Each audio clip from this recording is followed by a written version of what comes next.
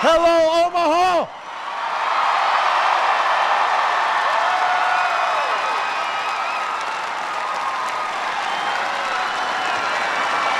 Thank you.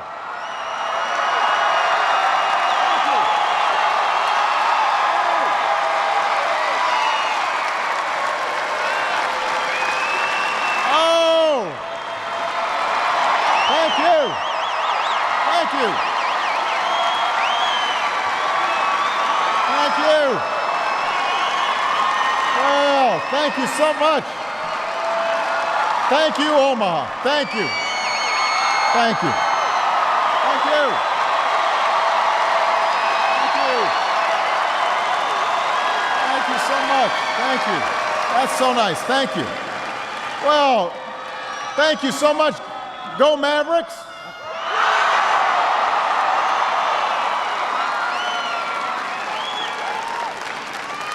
That's quite a place you got here.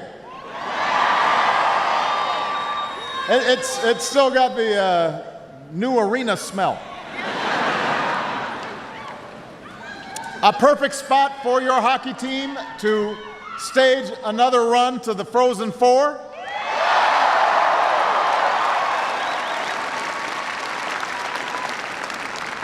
I want to start off by thanking Lisa for the wonderful introduction and her hospitality in her living room.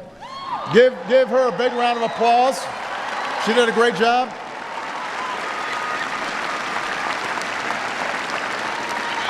Before I came here, I stopped over at Lisa's place with her husband and her one-year-old, and he was fired up and ready to go. He was bouncing around, and I was getting tired just watching him. I also want to thank Dr. Hank Bounds, the president of the University of Nebraska.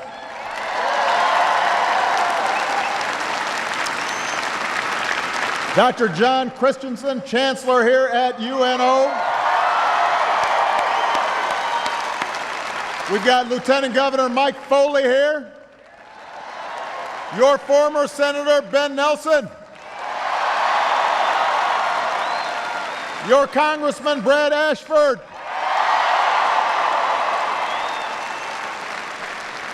And all of you are here.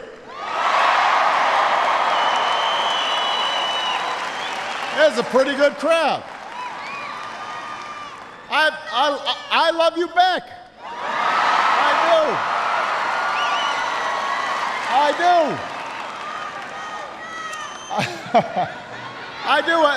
do. This is so nice. What a wonderful welcome. Those of you who have seats, though, feel free to sit down. It's okay. But if you want to stay standing, that's fine too.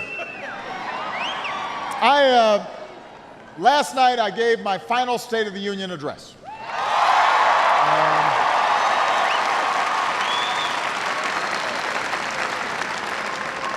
I promised that it was going to be shorter, and then it ended up just being like, I think, a minute shorter. So technically it was shorter, but it wasn't like as short as I was planning. But today I'm definitely going to be shorter. Yes, no, but whenever I give a State of the Union, I want to get out of Washington and talk to people, out in the country. And so the first place I decided to visit was Omaha.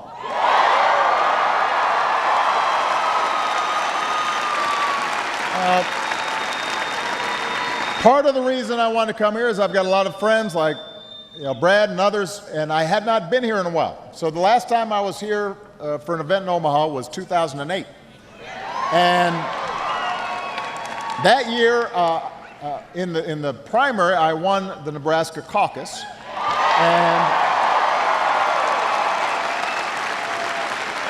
And there were people, I saw some signs who called the city Obamaha. And then in November of 2008, Joe Biden and I won one electoral vote here, which I was pretty excited about. And then 4 years later, I got whooped all across this state. It was not pretty. It was not pretty. But I love Nebraska anyway. There's something about the Midwest and its people and the way that folks pull together and the degree to which in this state the kind of politics I talked about last night has always been there.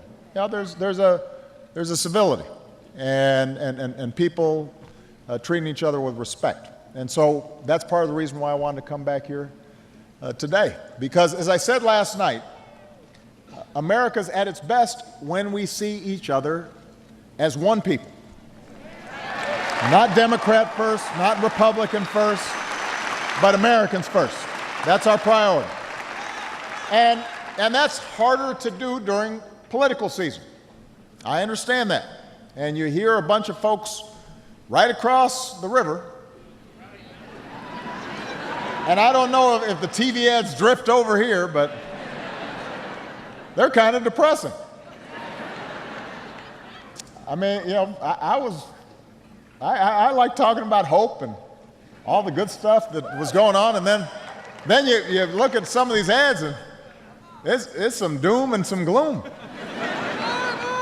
It's like everybody's running around and saying, America's in decline and everything's scary and let's find somebody to blame. And the point I wanted to make, the core thing I wanted to say last night was, that's not the spirit that brought America so far. That's not how we traveled so far.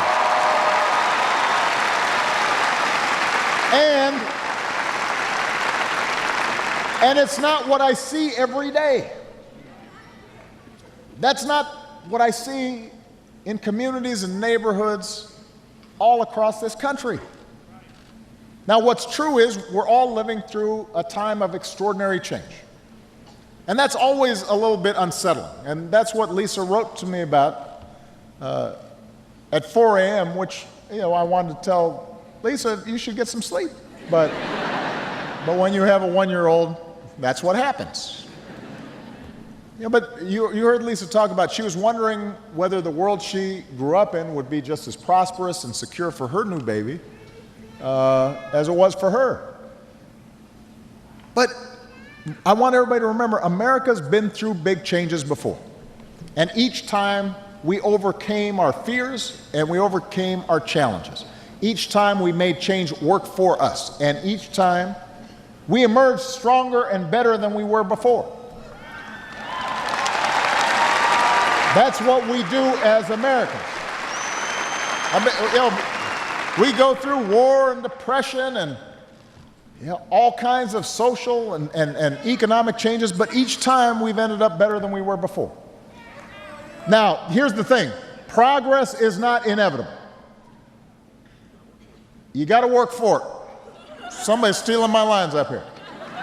It's the result of the choices that we have to make together, and we've got to make some choices. Do we respond to these changes with fear, and do we turn on each other, or do we face the future with confidence in who we are and what we stand for and all the incredible things we can get done together? So I just want to repeat the 4 big questions that I think we have to answer as a country. And this is true whether you're a Democrat, whether you're a Republican. You should think about, and we have to have good answers for these 4 questions, regardless of who's president, regardless of who controls Congress. Number 1, how do we make sure that this new economy works for everybody and not just some people? That's question number 1. Number 2, a related question, how do we make sure that the spirit of innovation is used to solve some of our biggest challenges? Number 3, how do we keep America safe and lead the world without becoming the world's policeman? Number 4, and maybe most important, is how do we have a politics that reflects the best in us and not the worst? So on the economy, the first thing I try to remind people is think about where we were 7 years ago. We were, because people forget, and some of you were in grade school, and I have no gray hair. So just to refresh your memory here for a second, we were in the worst economic crisis of our lifetimes. I was going back to look at my first State of the Union address, where I had to basically remind everybody that the money in their banks were safe. I had to tell folks that, you know, that it was going to be okay. That's how fragile things were. But to paraphrase something that a friend of mine, who I guess people know around here, named Warren Buffett, once said, no one ever benefited by betting against America. And because of the grit and the resilience of the American people, because of hard work, because businesses got going, and because, frankly, we made some pretty good policy decisions, we now have the strongest, most durable economy in the world. We're in the midst of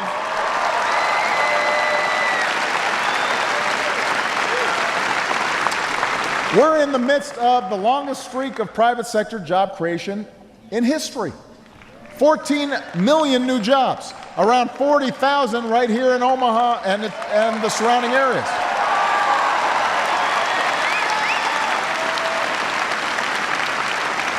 Our national unemployment rate has been cut in half. It's down to 5%. It's below 3% here in Nebraska. So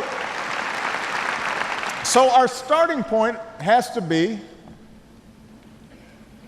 things are not terrible.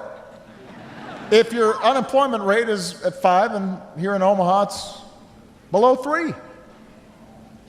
Now, that does not mean that things haven't been changing in profound ways.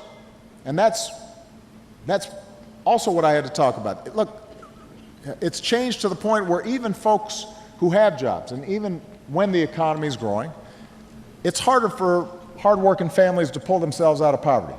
It's harder for young people to start out on their careers, especially if they've got too much student loan debt.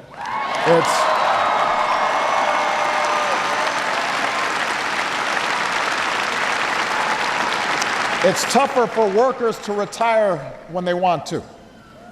And there's more inequality, and upward mobility has stalled, and that offends our fundamental American belief that anybody who works hard can get ahead. So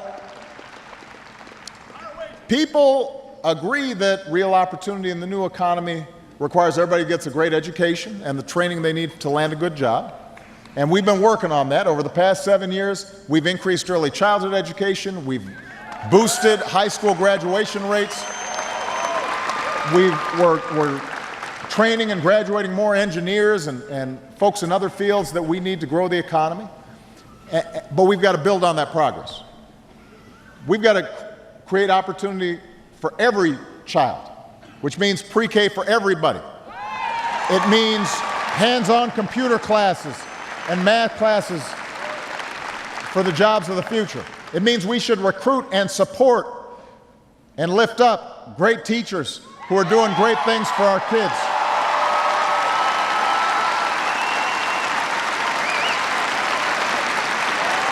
And it means that no student should be priced out of a college education or loaded up with crippling debt. So one of the things, I didn't try to list all the proposals I would like to see happen this year. That's why you go to the website, whitehouse.gov, which now works, I promise. But we should guarantee 2 years of community college at no cost for every responsible student. That's what real opportunity looks like in a new economy. And then, once we've made sure everybody has a great education, as folks move throughout their lives, we've got to pair real opportunity with real security. Basic benefits should be just as mobile as everything else is today. I was talking to Lisa's dad and Mom, they were there. And mostly they just wanted to talk about their adorable one-year-old grandson. But they've been married for 44 years. And Dad had worked at a company that produces cement and ships it around the country. And he had worked there for 40 years, and he's still working there. And Mom had been a nurse, and she'd retired. But that kind of career path where somebody's at one place for that long with good benefits, that pension, health care, that's not going to be the pattern for most of the young people who are here today. And so the idea is, how do we make sure that even if you're in this new economy where you're changing jobs, you're retraining, you're starting your own business, you have some basic security. And that's what the Affordable Care Act, by the way, is all about. That's what it's all about. The goal wasn't to replace employer-based care. If you've got health care on the job, that's great. But if you lose your job, or you have to go back to school, or you want to start a new business, or you're starting a new job and you've got a pre-existing condition, you should have health care options. You should have health care options. The same is true for some of the other programs that we have that haven't been adapted to this new economy. So I mentioned unemployment insurance right now. When folks lose their jobs, unemployment insurance right now is not available for a lot of folks who had been working part-time or were temporary workers. And if you take a job that doesn't pay as much, sometimes you get penalized. There should be a system of wage insurance so that you can still pay the bills and make up some of the difference as you transition into a new career. And if we update the unemployment insurance system, that'll encourage more folks to retrain for new, better paying jobs. And when they change jobs, you should be able to save for your retirement, even though you didn't stay in one job for 30 years. There should be a way for you to take your retirement savings with you. So now, having said all that, somebody here said folks need bigger paychecks. And part of what's happened in this new economy is workers, frankly, just have less leverage. Because companies move more, it means that they can offshore, they can move to a new state. It means that a lot of times they're under more severe competition. And that gets a lot of folks frustrated. But part of what I've been concerned about as I've been listening to some of the political rhetoric is, let's make sure that we don't blame people who have nothing to do with the fact that wages aren't growing. Let's try to solve the problem, but not misidentify the problem. So, for example, let's agree that working families will not get a bigger paycheck by us eliminating all the reforms that we made on Wall Street, or by letting big oil and hedge funds make their own rules. That's not going to help working families. Now, as I said last night, families on food stamps did not cause the financial crisis.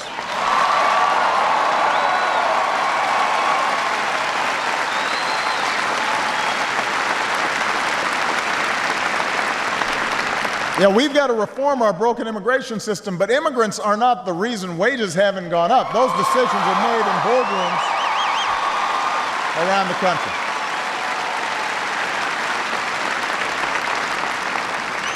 You guys aren't the ones who are, I don't think you've got offshore accounts that allow you to dodge paying your taxes.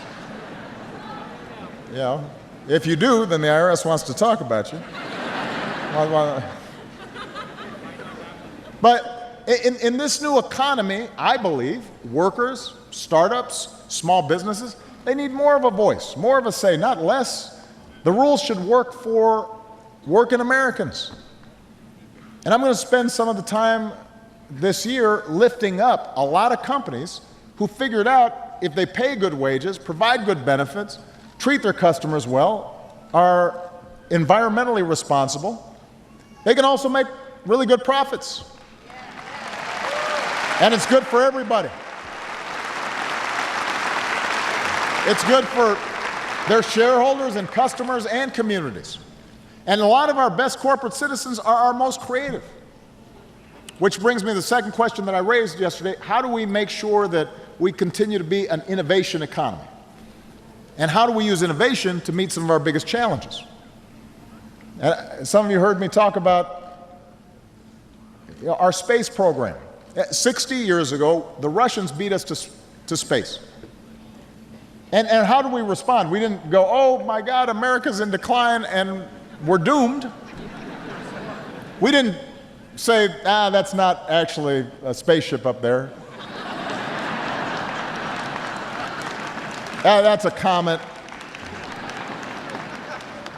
We didn't argue about the science. We didn't shrink our R&D budget. We built a space program almost overnight. 12 years later, we were walking on the moon. All right?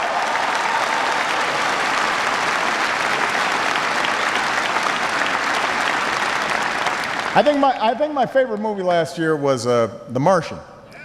And I like space, but there was one line Matt Damon delivered where he said, I'm just going to science the heck out of this. He didn't say heck, but you get the point. But that's the American spirit, right? Okay, let's solve the problem. Sometimes they're tough problems, but we can figure this out. We can figure this out. That's the spirit we need today. That's why I put Joe Biden in charge of us figuring out how to cure cancer.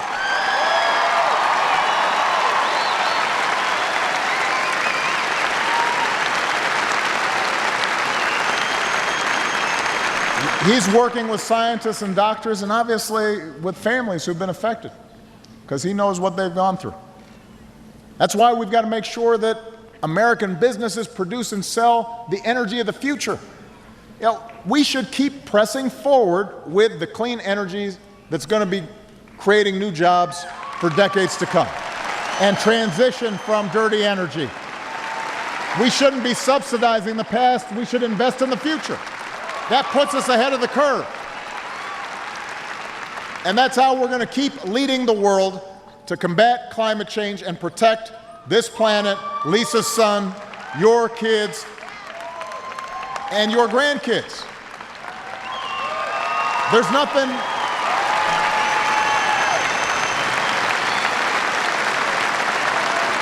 there's nothing more important than making sure that future generations are able to enjoy the incredible bounty that God's given us. Third question, how do we keep America safe and strong without either isolating ourselves or trying to nation build all over the world? Oh, well, I can't do that. I can't do that because of the Constitution, and I can't do that because Michelle would kill me. So,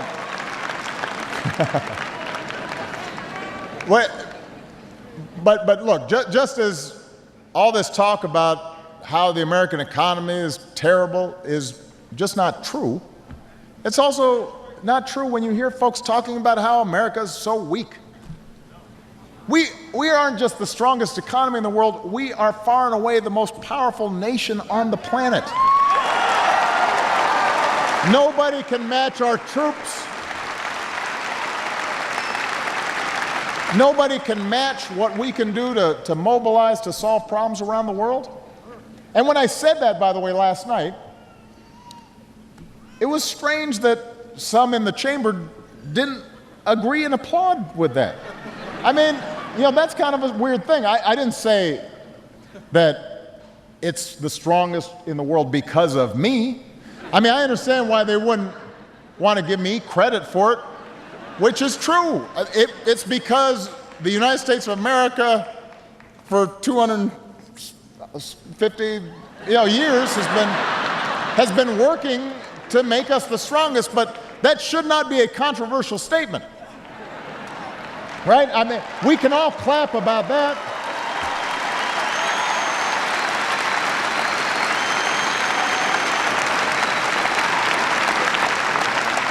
But that's how crazy our politics has gotten sometimes, right? That's how crazy our politics has gotten, where we now feel obliged to not root for America doing good. So when you hear people peddling this fiction about our enemies getting stronger, America getting weaker, when you hear folks say we can, solve challenges just by looking meaner and talking tougher, or carpet bombing wherever we want, that's just hot air. It's bluster. It's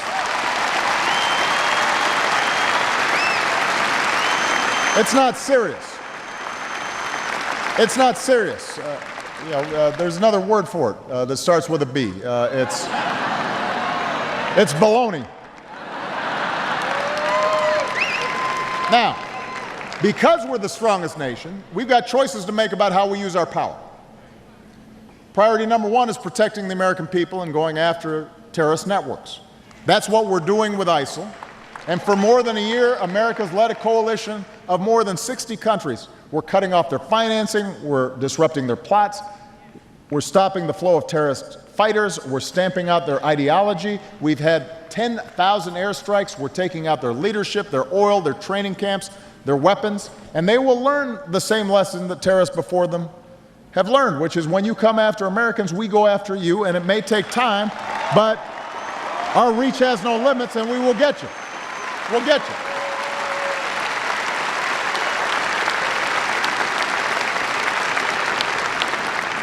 But our foreign policy has to also have judgment and wisdom. And we can't try to take over and rebuild every country that falls into a crisis. So what I suggested last night is we have to have a patient and disciplined strategy. It's got to use every element of our national power.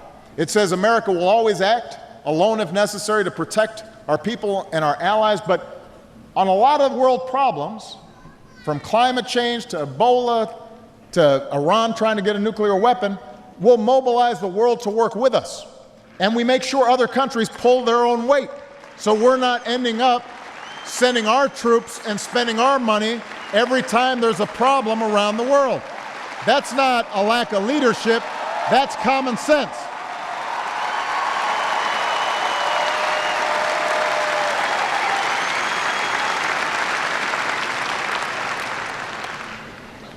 That's how we led 200 nations to forge the most ambitious agreement in history to fight climate change. That's how we've gotten Iran to roll back its nuclear program. They're shipping out their nuclear materials right now. That's how we dealt with the Ebola crisis. Our troops, our doctors, our development workers, all outstanding, great courage. They set up the logistics in West Africa so that other countries could then come in. You had Chinese planes who couldn't land before because of our military setting up the landing strip, could then come in and support the effort to stamp out the spread of Ebola. And we couldn't be prouder of the doctors and nurses, including here at the University of Nebraska Medical Center, who heroically treated and cared for patients.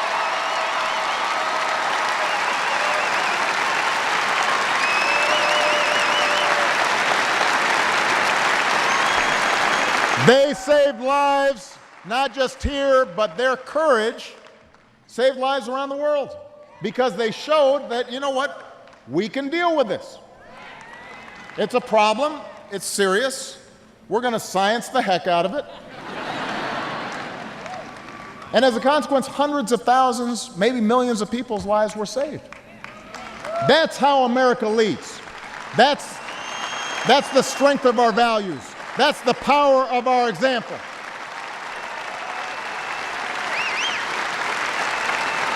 And that's why That's why we have to reject any politics that targets people because of their race or their religion. That we have to reject.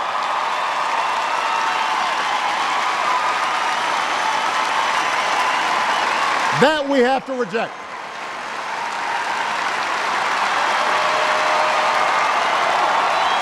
That we've got no room for.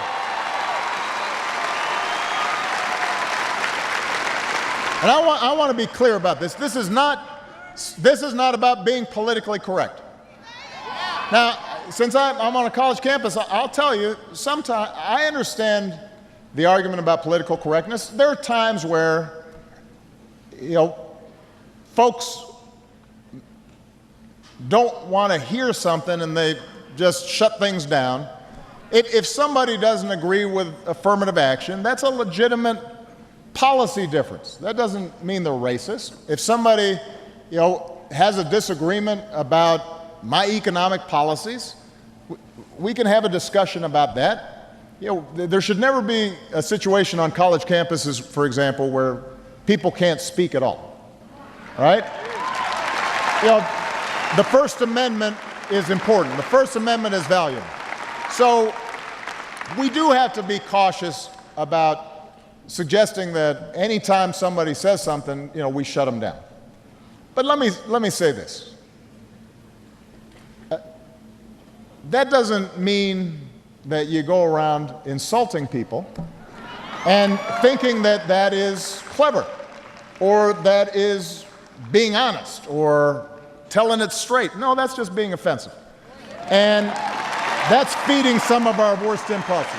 And that does not make us strong. That doesn't make us strong. And that doesn't help us fight terrorism, by the way.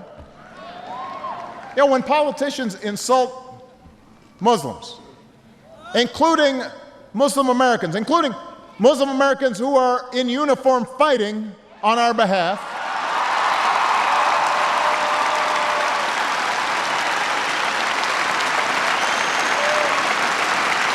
when a mosque is vandalized or a kid is bullied, that doesn't make us safer. It doesn't make us safer.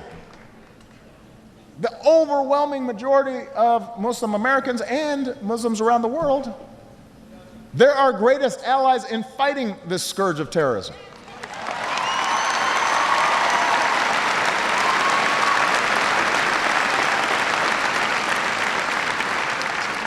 So it doesn't make us stronger. It doesn't help the effort. It is wrong. It betrays who we are as a country. One people who rise and fall together. And that is, when I think back to the arc of my entire political career, that's one thing that I believe more firmly than anything, the fact that we are in this together. That's what makes America great. Brad, on the flight over here, Brad was telling me about his grandfather.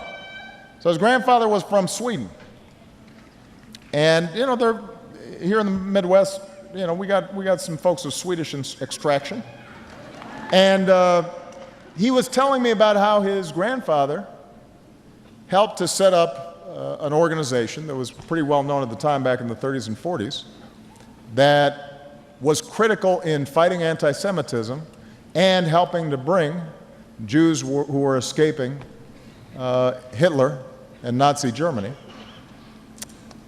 And I thought about Brad's grandfather as just one example of all the stories in the history of this country that have made us the envy of the world, that have made us that shining city on a hill. It's not just that we've got a big military. It's not just that we've got a great economy. It's that in fits and starts, we figured out that if you treat everybody with respect and you give everybody a shot and everybody's working together, everybody's better off. Everybody's stronger. Everybody's religion is protected.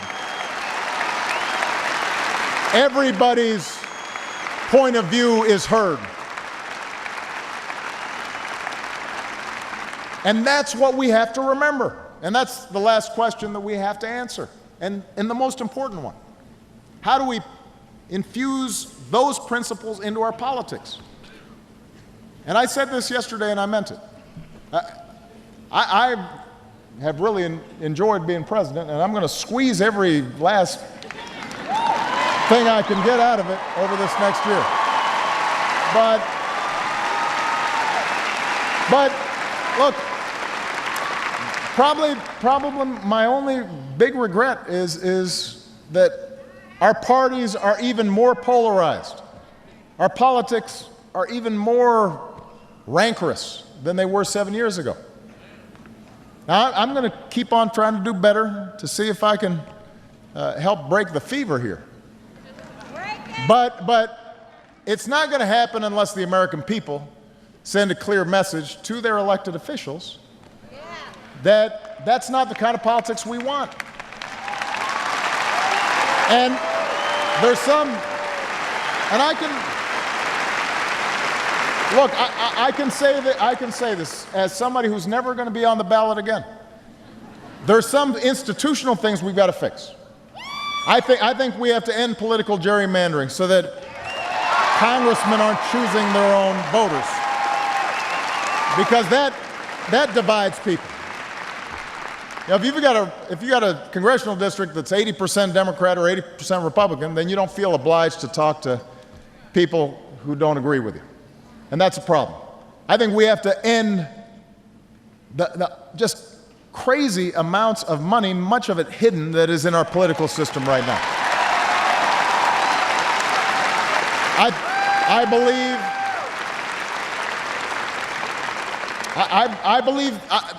believe that there should not be a single state in which we're making it harder for people to vote instead of easier. That doesn't make any sense.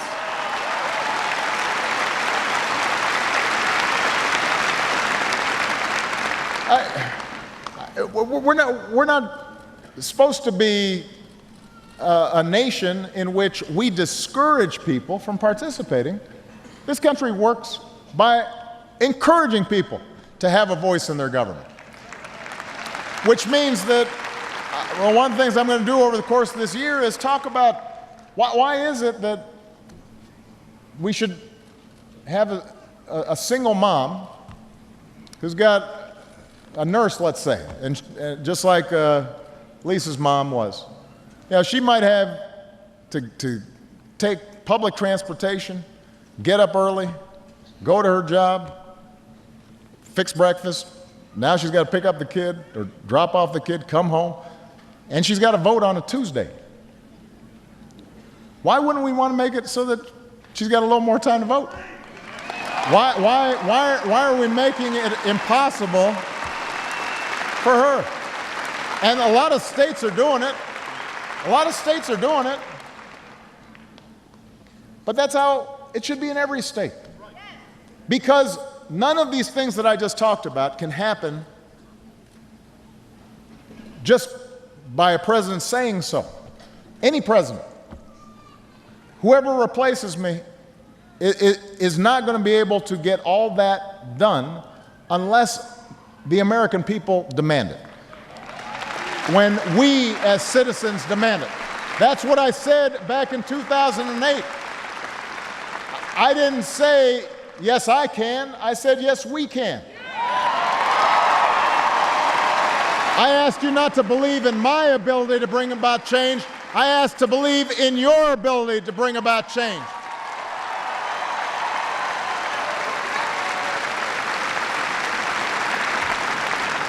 And as I said last night, I know it's hard. Sometimes it's frustrating. But if we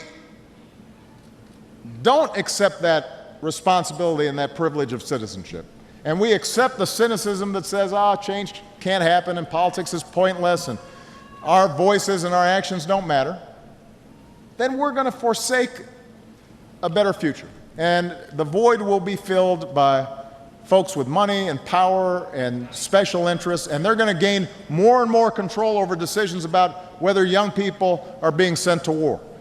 they will be unfettered in pursuing policies that might lead to another economic crisis. They might roll back rights that generations of Americans fought to secure. And then when people get more and more frustrated because things don't change, you start hearing voices that urge us to fall back into our respective tribes and start scapegoating our fellow citizens. People who don't look like us or pray like us or vote like we do or share the same background. We can't go down that path.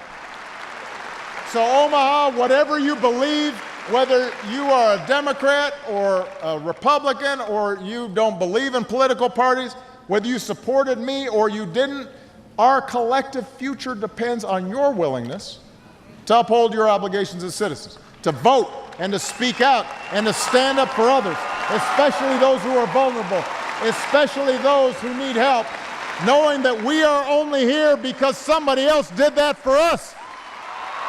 That's how all of us are here.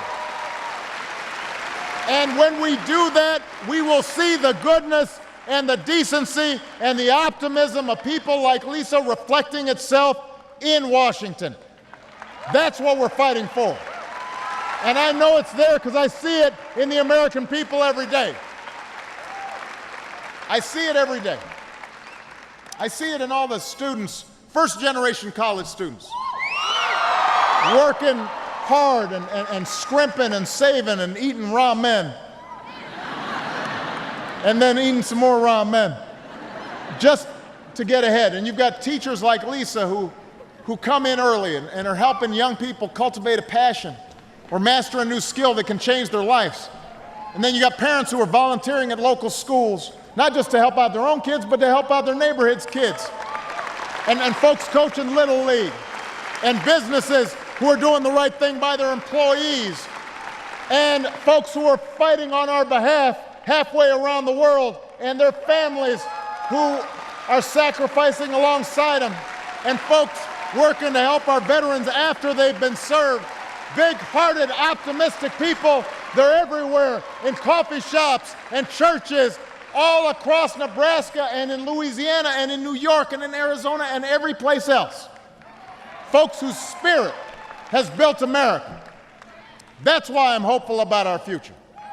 Because of you, the American people. Because of folks like all of you, I am absolutely confident that we're going to get to where we need to go, and America will remain the greatest country on earth. Thank you, everybody. God bless you.